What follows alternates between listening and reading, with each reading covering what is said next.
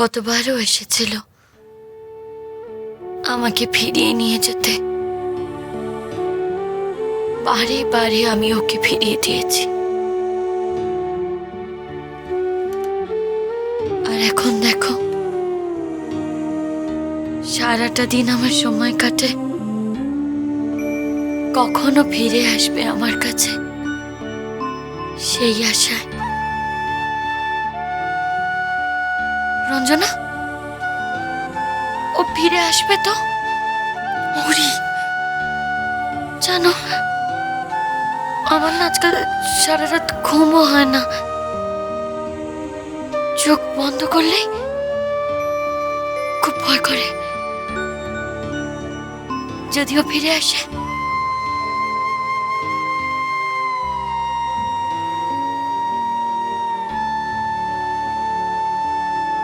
নিখিল আর কোনোদিনও ফিরে আসবে না মৌরি, কোনোদিনও না।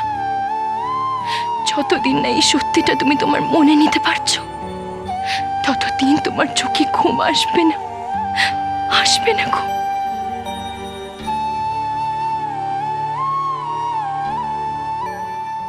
রঞ্জনা, মহুয়া কখন ফিরবে গো?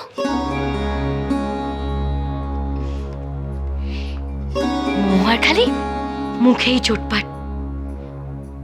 ছোটবেলা থেকেই মহুয়াটা এরকম, সমস্যা দেখলেই উল্টো দিকে পালায়। মহুয়া আমার কাছে আসতে ভয় পাচ্ছে, তাই না রঞ্জনা? ওর আসলে তোমার মুখোমুখি আসার সাহসই নেই। জানি তো,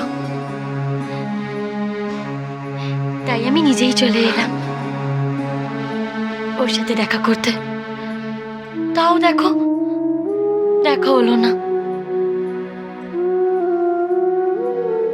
রঞ্জনা, মহুয়া ভালো আছে তো? কোনো প্রবলেম নেই তো? প্রবলেম? কিসের প্রবলেম?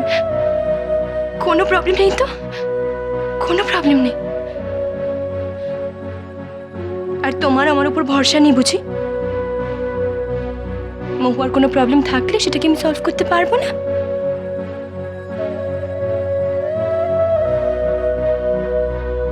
কি যে বলো রঞ্জনা, আমি জানি তুমি থাকতে মহুয়ার গায়ে কোনো আঁচই লাগবে না।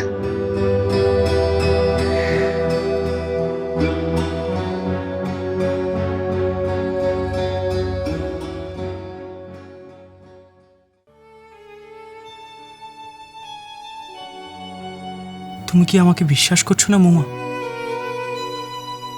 তুমি জানো আমি তোমাকে ভালোবাসি,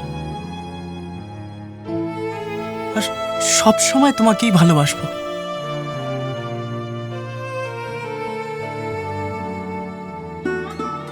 তুমি যা চাইছো তা মোটেও সম্ভব না।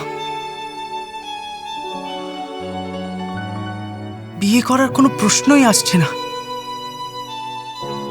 অ্যাকচুয়ালি আমি খুব নার্ভাস। তোমাকে অ্যাবর্শনটা করতেই হবে। তুমি কি জানো অ্যাবর্শন করানো মানে কতটা ঝুঁকি নেওয়া? তোমার পক্ষে এটা বলে দেওয়া খুব সহজর্গ। তোমার আর কি, কিছু 19-20 হলে তো আমারই ক্ষতি।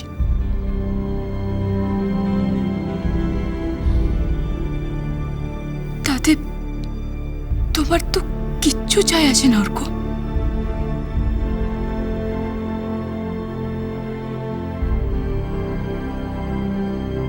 কে বললো কিছু যায় আসে না? যায় আসে মহুয়া, সত্যি যায় আসে। তুমি যার অ্যাবর্শনের কথা অবলীলায় বলছো সে কে জানো?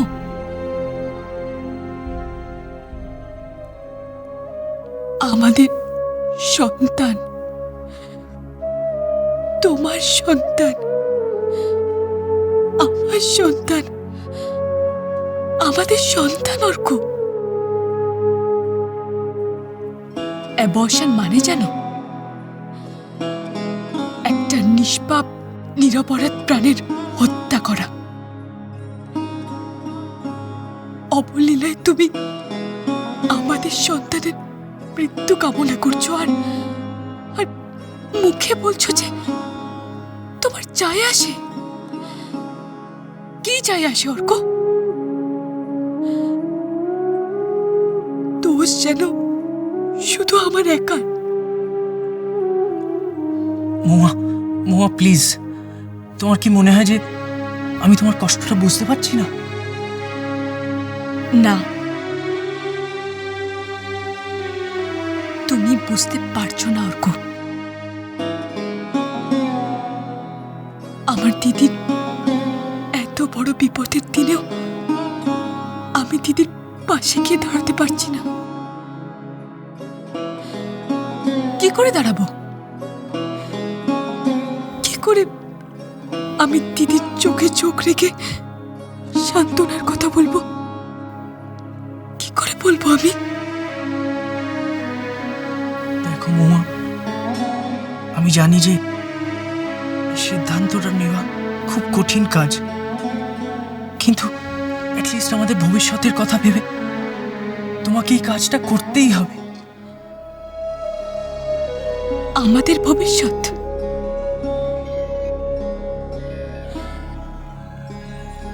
না অর্ক,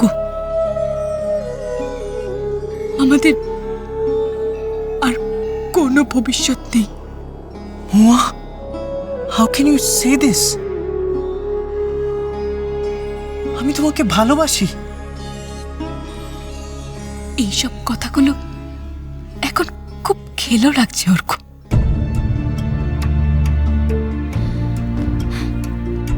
যাই হোক, তোমার ভয় পাবার কোনো কারণ নেই। রঞ্জনাদি খুব তাড়াতাড়ি আমাকে একজন গাইনোকোলজিস্টের কাছে নিয়ে যাবে। অ্যাবর্শন হয়ে যাবে অর্ক, অ্যাবর্শন হয়ে যাবে।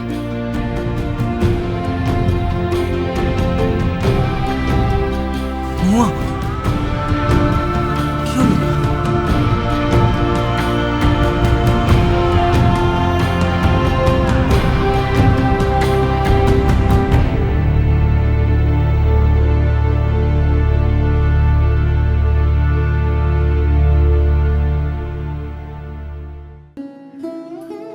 ভালোই হয়েছে যে বাবা আবার নিখিলের খোঁজে ওখানে গেছে। আমাদের কিছুতেই হাল ছাড়া উচিত না দিদা। নিখিলের খোঁজটা জারি রাখা উচিত। দিদা, বাবা কি তোমায় ফোন করেছিল? না সুইটি, ভালো খবর থাকলে নিশ্চয়ই খবর দিতেন। খবর যাই হোক না কেন, দিদিভাই তুমি ঠিকই বলেছ, আমাদের কিন্তু ওর খবর নিয়ে যেতেই হবে। বুড়ি, এইসবের মানে কি? একদিকে তুমি নিজেই বলছো যে নিখিলের খোঁজ খবর রাখতে হবে, আর আরেকদিকে এই পোশাক। তোমার কি মাথা খারাপ হয়ে গেছে? কে কে বলেছে তোমায় এই পোশাকে থাকতে? মা না দিদা? না নলিনী, কে বলেছে বলো? এদিকে এদিকে। দিদা নয়, ছাড়ো। তুমি কাকে প্রোটেক্ট করার চেষ্টা করছো?